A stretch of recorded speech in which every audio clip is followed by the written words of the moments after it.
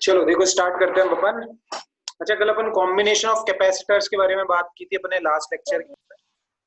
और मैंने तुम्हें बताया था parallel combination of sorry series combination of capacitors की अपन ने बात कर ली थी, है ना।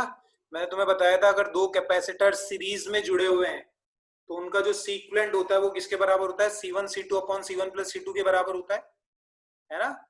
और कैपेसिटर्स जब सीरीज में जुड़ते हैं तो बिल्कुल वैसी बात होती है जो बात रेसिस्टेंसेस जब पैरेलल में जुड़ रहे थे तो थी, है ना। अब देखो, अब अपन बात करते हैं पैरेलल कॉम्बिनेशन ऑफ कैपेसिटर्स की। पैरेलल कॉम्बिनेशन ऑफ कैपेसिटर्स,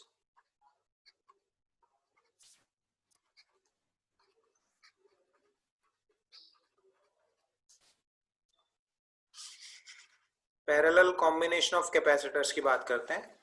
जैसे मान लो इस तरह से दो कैपेसिटर्स हैं तुम्हारे पास,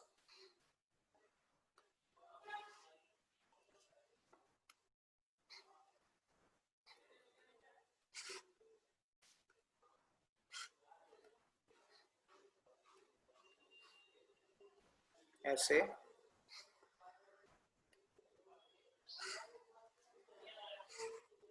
और ये दो कैपेसिटर्स ऐसे ए और बी के अक्रॉस पैरेलल में जुड़े हुए हैं, है ना। ऐसे कैपेसिटर्स हैं जिनका कैपेसिटेंस C1 और C2 के बराबर है और ए और बी के अक्रॉस ये पैरेलल में जुड़े हुए हैं, है ना।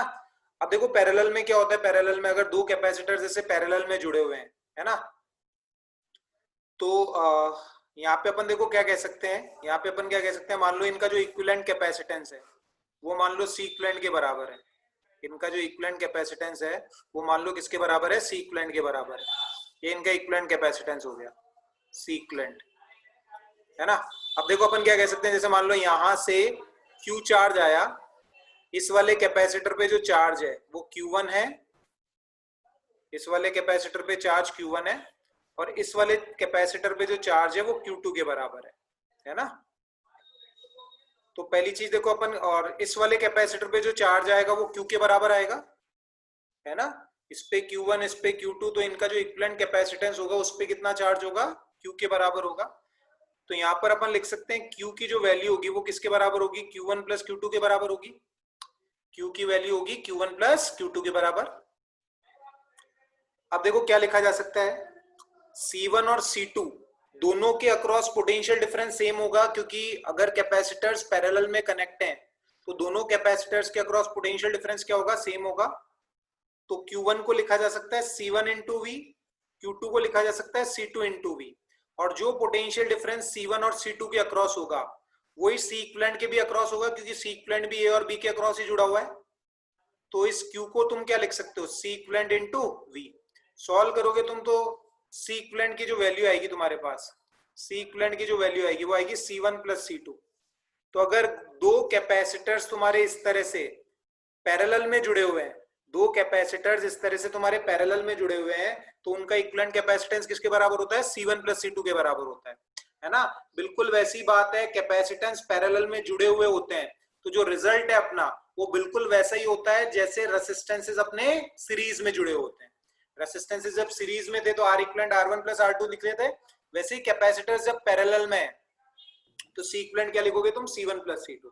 अच्छा और बात समझो, जब कैपेसिटर्स पैरेलल में जुड़े होंगे तो दोनों के अक्रॉस पोटेंशियल डिफरेंस तो सेम होगा, अलग क्या होगा, दोनों कैपेसिटर्स पे आने वाला चार्ज जो होगा वो अलग अलग होगा। अब चार्ज कैसे डिस्ट्रीब्यूट होगा, देखो अगर मैं निकालू Q1 / Q2 निकालू तो ये इसको मैं लिख दूंगा C1V / C2V। तो Q1 / Q2 जो होगा वो आ जाएगा C1 / C2, है ना। तो ऐसे अपन क्या निकाल सकते हैं, कैपेसिटर्स पे जो चार्ज है वो भी कैलकुलेट कर सकते हैं, है ना। मतलब कैपेसिटर्स अगर पैरेलल में जुड़े हुए हैं तो चार्ज बांटना आसान है। देखो कि Q1 / Q2 सिंपल क्या होगा, C1 / C2 के बराबर होगा। बिल्कुल बेसिक सी बात है। देखो चाहो तो अपन एक सवाल कर लेते हैं, किसी को कोई डाउट हो तो पूछ लेना मुझे रोक के। देखो एक सवाल कर लेते हैं अपन, जैसे मान लो दो कैपेसिटर्स हैं तुम्हारे पास में,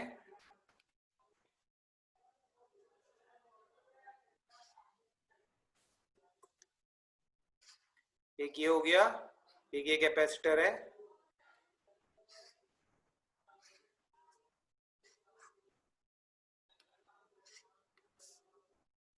ये 2 माइक्रोफेरेड का कैपेसिटर है, ये 4 माइक्रोफेरेड का कैपेसिटर है, और मान लो इन कैपेसिटर्स को अपन ने किससे जोड़ रखा है, एक 100 वोल्ट की बैटरी से जोड़ रखा है।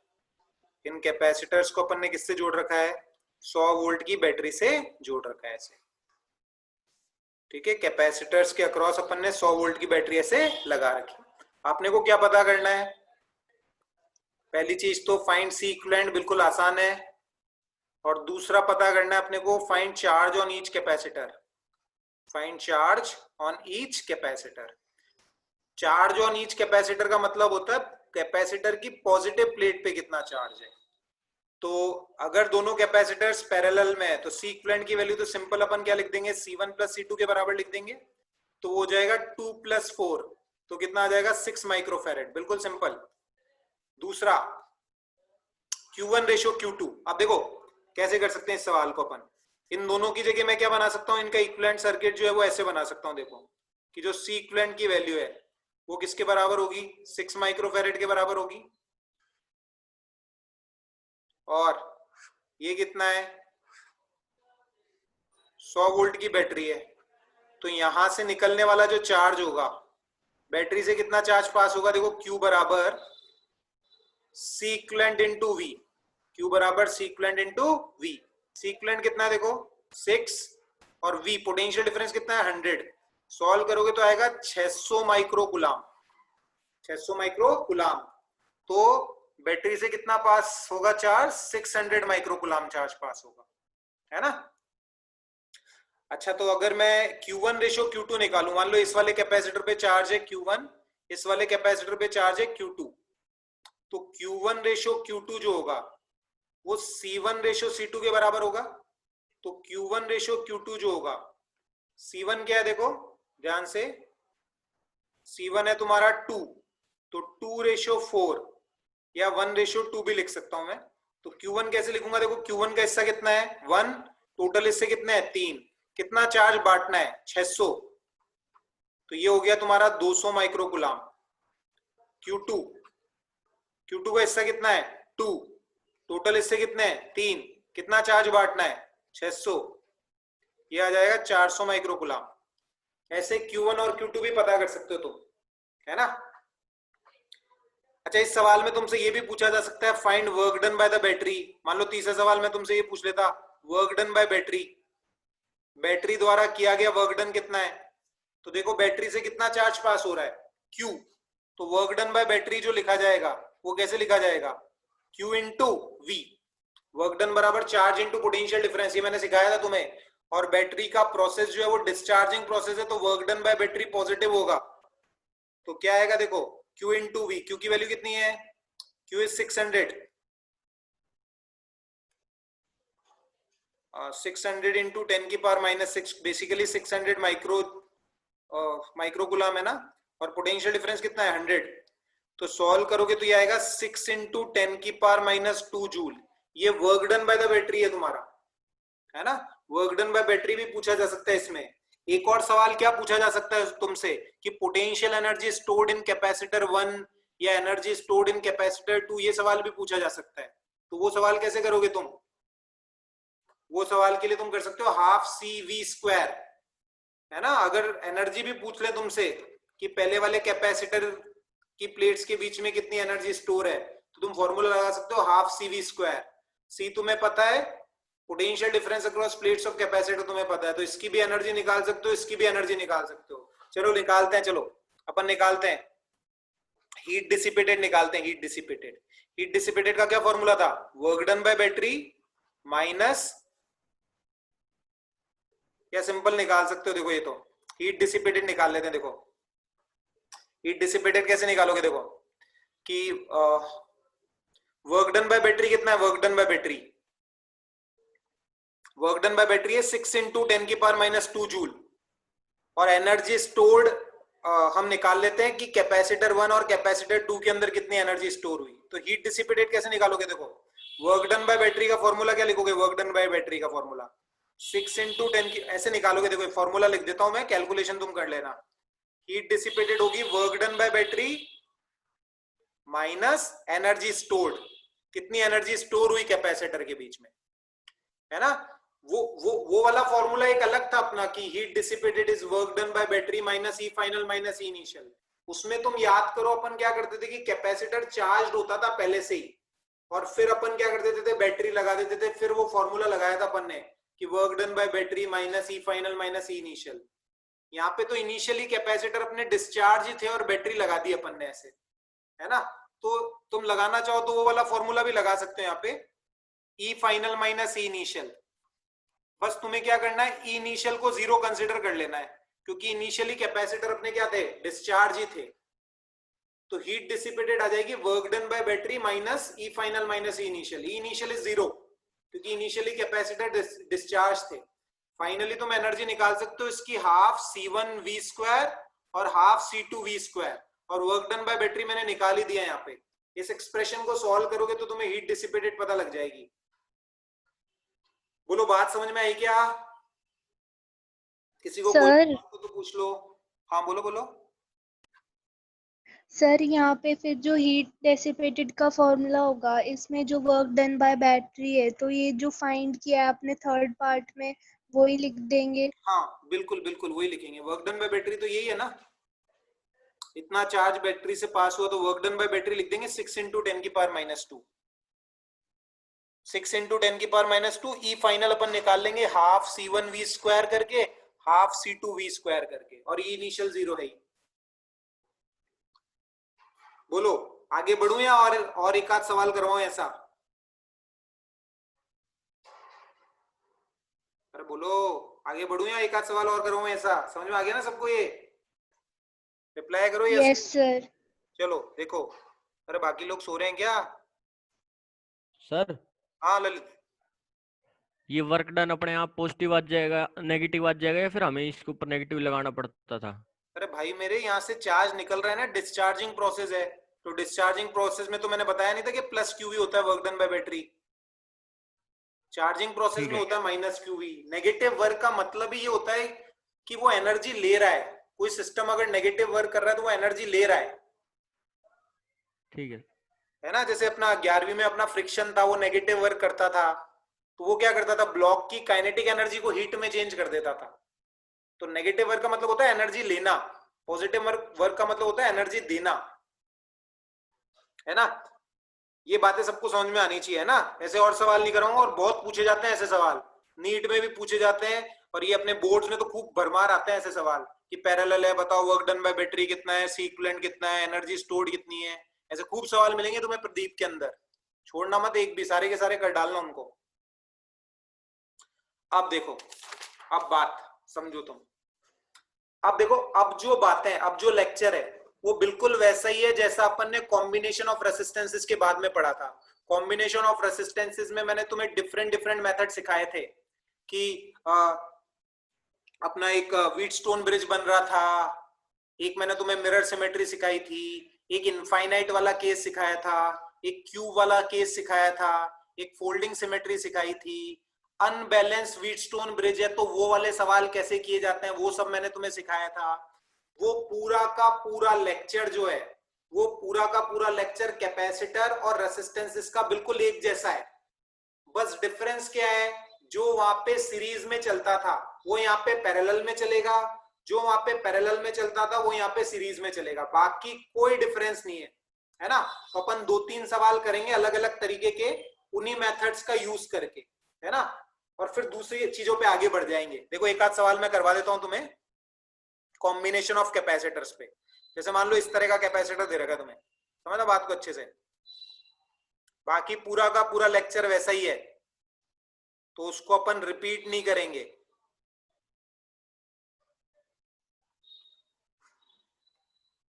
सारी चीजें कॉमन है, जैसे वहां पे पूछते थे ना करंट इस वाले रेसिस्टेंस में बताओ करंट कितना होगा, इक्विवेलेंट कितना होगा, वैसे यहाँ पे पूछा जा सकता है कि इस वाले कैपेसिटर पे चार्ज कितना होगा, सी इक्विवेलेंट कितना होगा, वो सारी चीजें पूछी जा सकती है यहाँ पे, है ना। एक दो सवाल अपन कर लेते हैं ताकि थोड़ा कॉन्फिडेंस आ जाए तुम्हें। देखो मान लो इस तरह का सर्किट दे रखा है तुम्हें, बढ़िया ही ले लिया मैंने सर्किट भी।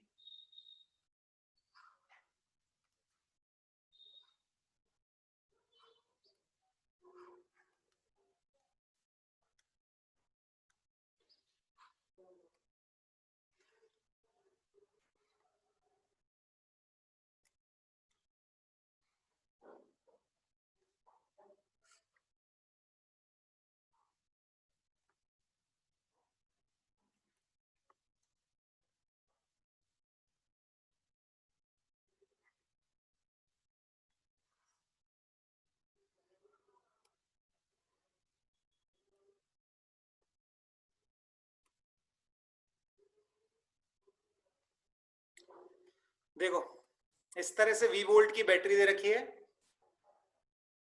सबका कैपेसिटेंस C है, सबका कैपेसिटेंस कितना है, C है ना। अब इसमें एक सवाल तो ये बन सकता है कि सीक्वेंट पता करो, है ना। जैसे मैं तुम्हें बोल दूं ये A है ये B है, तो A और B के बीच में सीक्वेंट पता करो, तो वो तो सब पता कर सकते हैं। देखो कैसे पता करोगे A और B के बीच में सीक्वेंट, देखो यहीं से ओरली बता रहा हूं। देखो अच्छा एक चीज याद रख लेना तुम, वैसे बताई थी मैंने तुम्हें, if n capacitors each of capacitance C are connected in series, अगर n कैपेसिटर्स है सबका कैपेसिटेंस C के बराबर है और उनको सीरीज में कनेक्ट कर दें, तो उनका जो सीक्वेंट होता है वो C बाय n के बराबर होता है। सीक्वेंट किसके बराबर होता है, C बाय n के। और अगर तुम्हारे पास वैसे n कैपेसिटर्स हैं, each of capacitance C are connected in parallel, अगर पैरेलल में जोड़ दिया जाए तो सीक्वेंट किसके बराबर होगा, n इंटू C के बराबर होगा, क्योंकि पैरेलल में ऐसे चलता है ना C1 plus C2 plus C3 plus C4, तो NC के बराबर हो जाएगा। तो अगर सोचो मैं तुमसे A और B के बीच में सीक्वेंट पूछ लो तो तुम सभी निकाल सकते हो। देखो ये C और C सीरीज में, तो C और C का सीरीज में हो जाएगा C/2, C/n, तो C और C सीरीज में, तो सीक्वेंट C/2। अब जो C/2 और C आएगा, जो C/2 और ये C/2 और C आपस में एक दूसरे के पैरेलल में होंगे, तो C और C/2 का क्या हो जाएगा, 3C/2। फिर वो जो 3C/2 आएगा वो इस वाले C के साथ में सीरीज में हो जाएगा, फिर इन दोनों का जो इक्विवेलेंट आएगा वो इसके साथ में पैरेलल में आ जाएगा, फिर ये दोनों और ये दोनों आपस में एक दूसरे के साथ में सीरीज में हो जाएंगे। वैसे अपन A और B के बीच में सीक्वेंट पता कर सकते हैं। चलो ऐसा करो, पहले तो तुम मुझे पता ही करके बता दो, तुम पे भरोसा कम ही है। बोलो सीक्वेंट पता करके बताओ, A और B के बीच में सीक्वेंट कितना होगा, पहले पता करके बताओ। सब लोग बताएंगे सीक्वेंट कितना होगा, बताओ सॉल्व करके। सबका आना चाहिए सीक्वेंट, बिल्कुल बेसिक सा सवाल है, बहुत सारे सवाल करवाए तुम्हें ऐसे। सीक्वेंट बताओ क्या आएगा,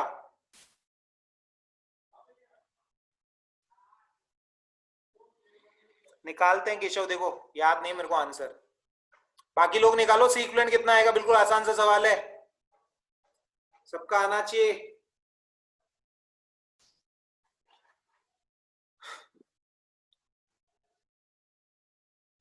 और थोड़ी स्पीड बढ़ाओ थोड़ी करने की। अब देखो देखो मैं करता हूं, निकालो फटाफट निकालो, किसी का तो आना चाहिए आंसर। केशव का है एक, और किसी का देखो C/2 आ रहा है जयंक का, और किसी का कुछ नया आंसर।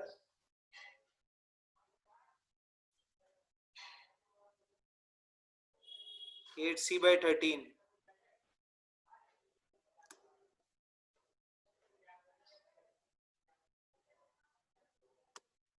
C/3। देखो इधर सुनो मैं करता हूं, देखो ध्यान से, अब थोड़ा देखना, C और C आपस में दोनों सीरीज में है, तो C और C का क्या हो जाएगा, C/2 और ये वाला C ये आपस में पैरेलल में आएंगे, तो उनका हो जाएगा 3C/2, तो इन तीनों का बनेगा 3C/2। अब ये जो 3C/2 आएगा वो इस C के साथ में सीरीज में आ जाएगा, तो वो हो जाएगा 5C/2। तो सर्किट को थोड़ा रिड्यूस करके बनाऊं तो मैं, देखो कैसा बनेगा सर्किट, देखो ध्यान से।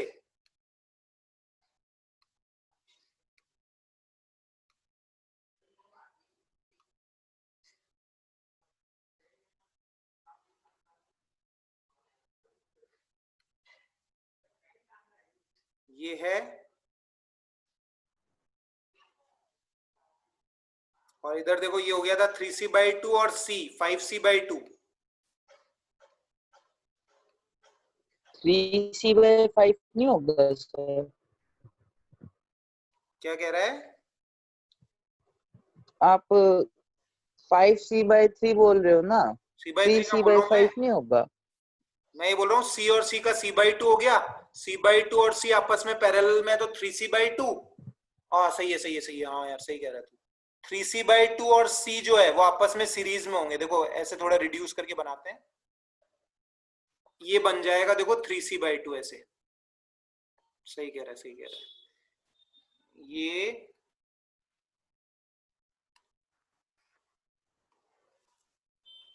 ये तो बन गया तीनों का 3c/2 और ये 3c/2 और c जो होंगे वो अपने आपस में सीरीज में हो जाएंगे।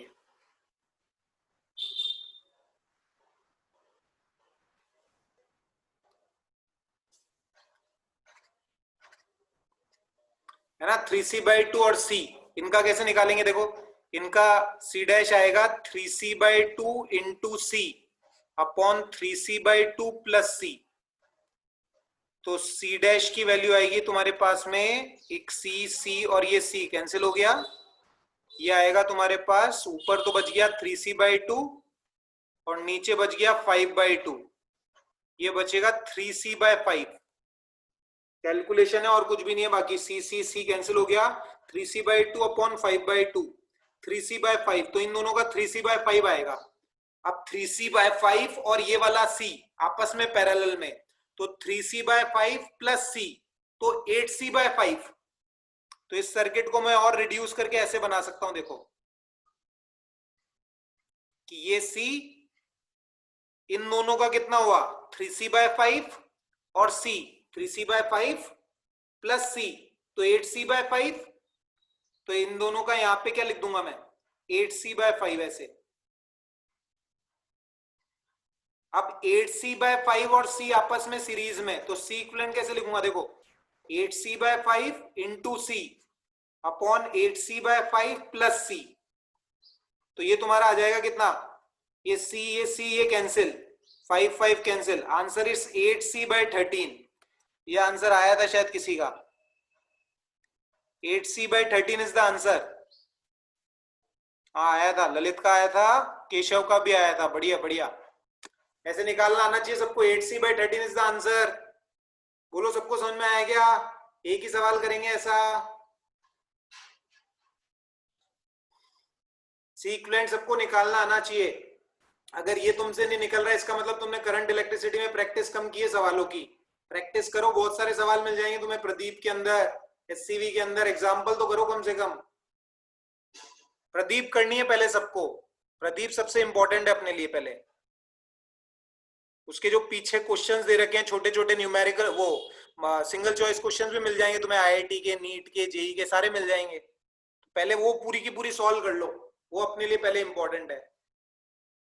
ठीक है, सबको समझ में आना चाहिए। अब देखो इसी में तुमसे एक सवाल मैं तो पूछता हूं, देखो जैसे रेसिस्टेंसेस में मैं तुमसे सवाल पूछ लेता था कि बताओ इस वाले रेसिस्टेंस में फ्लो होने वाला करंट कितना होगा, वैसे देखो मैं सवाल तुमसे पूछ लेता हूं, इस कैपेसिटर को मैंने नाम दे दिया 1, तो मैं तुमसे सवाल पूछता हूं इसी में दूसरा, find charge on capacitor 1। Capacitor 1 पे कितना चार्ज आएगा वो कैलकुलेट करना है मेरे को, है ना, कैपेसिटर 1 पे कितना चार्ज आएगा वो कैलकुलेट करना है। देखो एक फिगर और बना लेते हैं अपन, थोड़ा सही रहेगा। देखो ये C और ये C और C, C/2 और C, ये 3c/2। तो मैं ये वाला फिगर बना लेता हूं, देखो इधर ये वाला फिगर बना लेता हूं, देखना ध्यान से।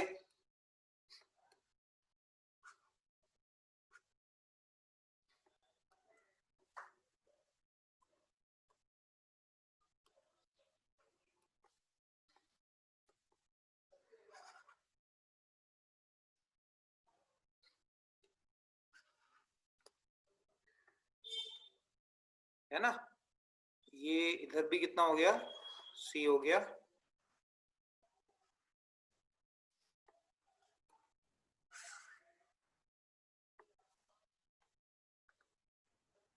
ठीक है, और ये 3c/2 और C ऐसे।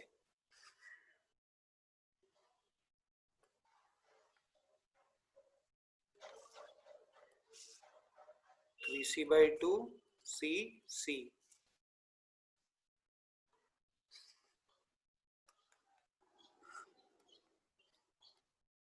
ऐसे,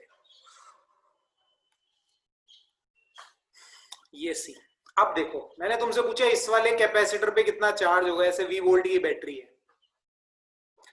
समझो बात को, पहले तो अपन ने C इक्विवेलेंट निकाल लिया। C इक्विवेलेंट कितना आया अपना, C इक्विवेलेंट आया 8c/13। सी इक्विवेलेंट कितना आया 8C/13। मतलब इस पूरे सर्किट की जगह मैं ऐसा कैपेसिटर बना सकता हूं, मतलब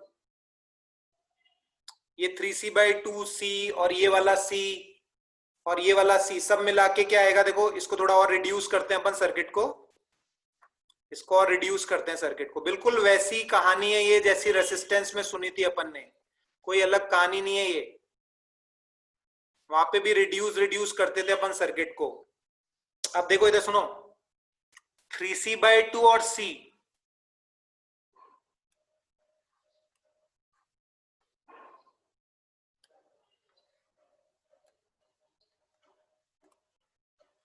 ये क्या हो गया था,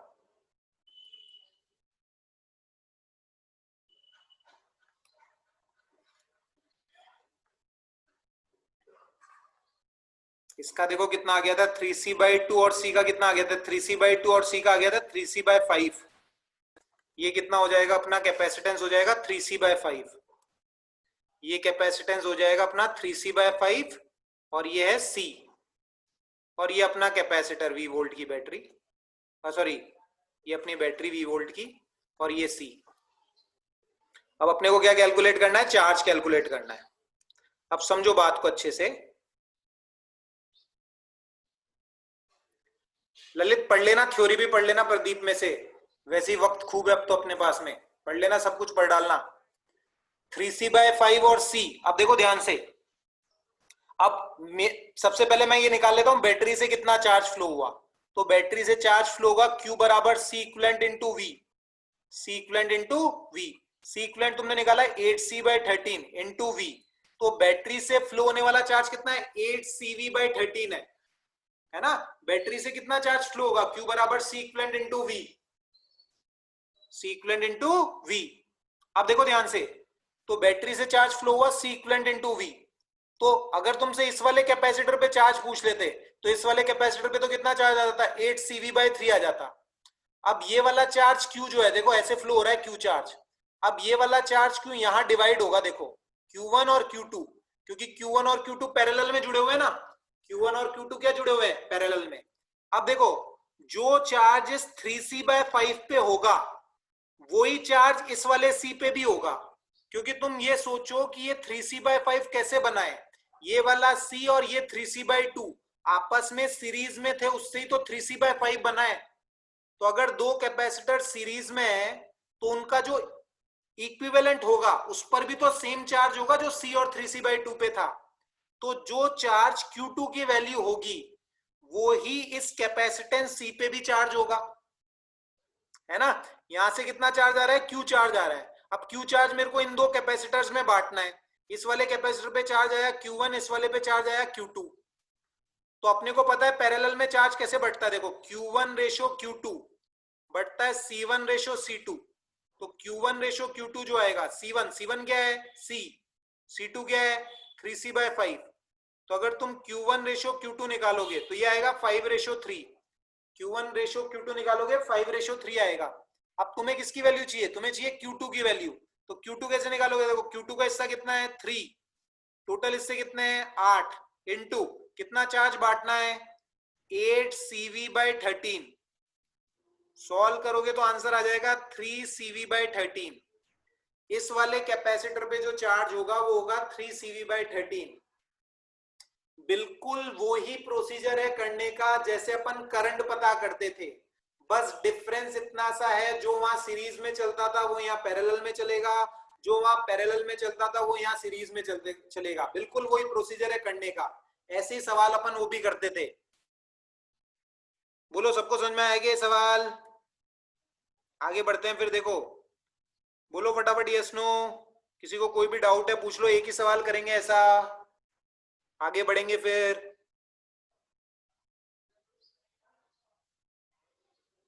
चलो किसी को कोई भी डाउट हो माइक ऑन करके पूछ लिया करो। देखो इसके बाद देखो जब अपन ने रेसिस्टेंस की बात की थी तो उसमें अपन ने बात की थी एक व्हीटस्टोन ब्रिज की, है ना। व्हीटस्टोन ब्रिज कैसा था देखो याद करो, ऐसा था देखो। अब वही व्हीटस्टोन ब्रिज कैपेसिटर में भी हो सकता है, देखो वही व्हीटस्टोन ब्रिज कैपेसिटर में भी हो सकता है। ऐसे देखो, व्हीटस्टोन ब्रिज में अपने को पता है कितने रेसिस्टेंसेस होते थे, 5 रेसिस्टेंसेस होते थे। तो यहाँ भी अपने पास कितने रेसिस्टेंसेस है, 5 रेसिस्टेंसेस हैं ऐसे।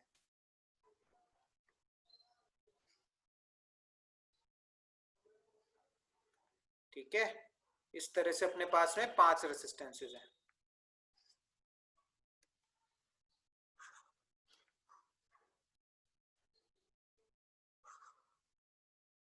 ठीक है, इस तरह का सिस्टम है अपना।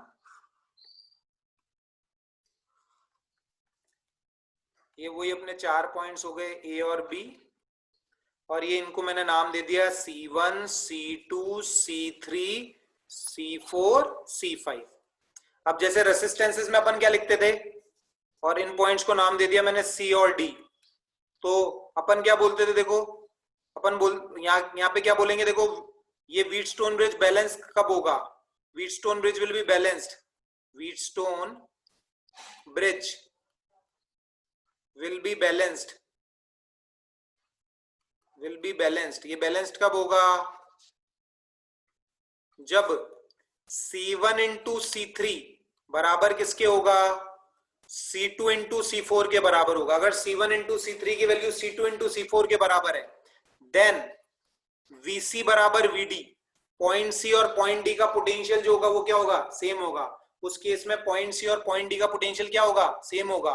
तो अपन इस वाले कैपेसिटर को क्या कर सकते हैं, रिमूव कर सकते हैं, क्योंकि अगर पॉइंट C और पॉइंट D का पोटेंशियल सेम होगा तो इस वाले कैपेसिटर पे कोई चार्ज आएगा ही नहीं, क्योंकि Q बराबर CV होता है, where V is the potential difference between the plates of the capacitor। तो अगर इस कैपेसिटर की प्लेट्स के अक्रॉस पोटेंशियल डिफरेंस 0 है, इस पर कोई चार्ज नहीं आएगा, तो इसको आप रिमूव कर सकते हो, इसको आप क्या कर सकते हो, रिमूव कर सकते हो, और C इक्विवेलेंट फिर अपन आसानी से पता कर सकते हैं।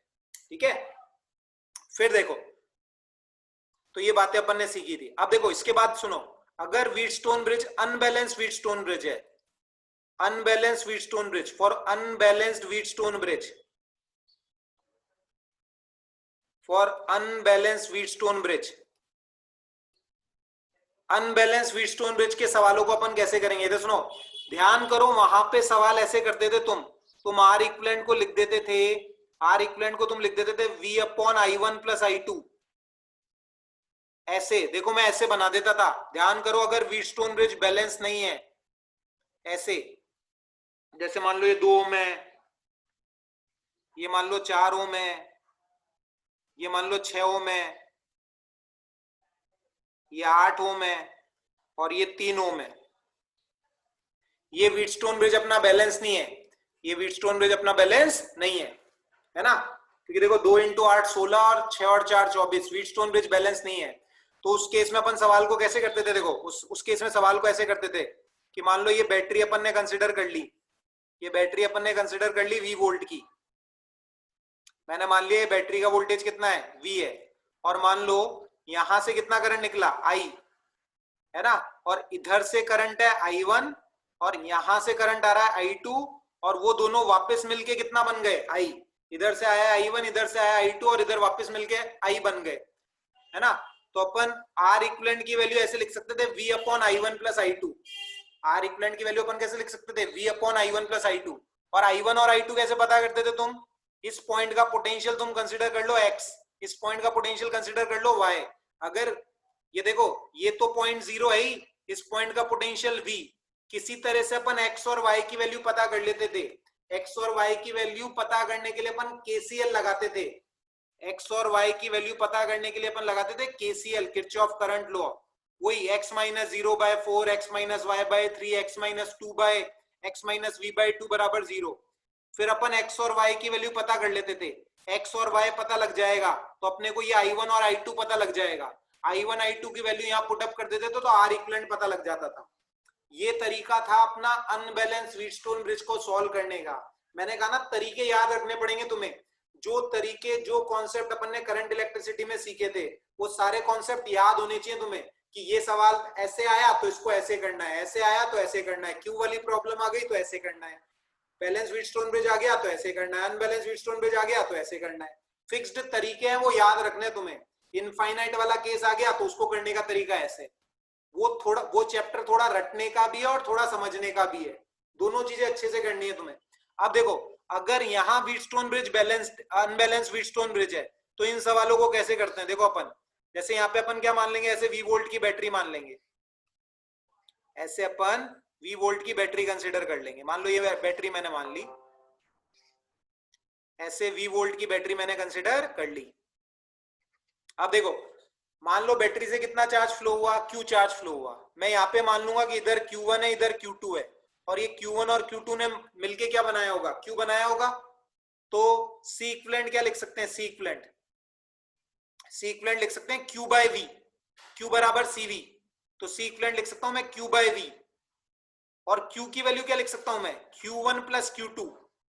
Q की वैल्यू लिख सकता हूं Q1 प्लस Q2। अब Q1 कैसे पता करोगे, देखो मान लो इस पॉइंट का पोटेंशियल X है और इस पॉइंट का पोटेंशियल कितना है, Y। फिर KCL लगाओ यहाँ पे, फिर क्या लगाओ यहाँ पे, KCL लगाओ। KCL कैसे लगाओगे, Q बराबर CV होता है, तो क्या लगाओगे, देखो X माइनस इसका 0 कंसिडर कर लोगे, इसका V कंसिडर कर लोगे। X की वैल्यू कैसे पता करोगे, X minus 0 by X minus 0 into C2, X minus Y into C5, X minus V into C1 बराबर 0। वैसे ही फिर Y के लिए इक्वेशन लिखोगे, Y minus 0 into C3, Y minus X into C5, Y minus V into C4 बराबर 0। दो equation दो variable, solve करके X और Y निकल जाएगा, सॉल्व करके X और Y निकल जाएगा। X और Y निकल गया तो ये Q1 और Q2 पर निकल जाएगा। देखो Q1 को कैसे लिख सकता हूं मैं, Q1 को लिख सकता हूं मैं X माइनस 0 इंटू C2, और Q2 को मैं लिख सकता हूं Y minus 0 into C3 upon V। तो X और Y की वैल्यू V की टर्म्स में पता कर लो, सॉल्व करोगे तो तुम्हें C इक्विवेलेंट मिल जाएगा। मैं एक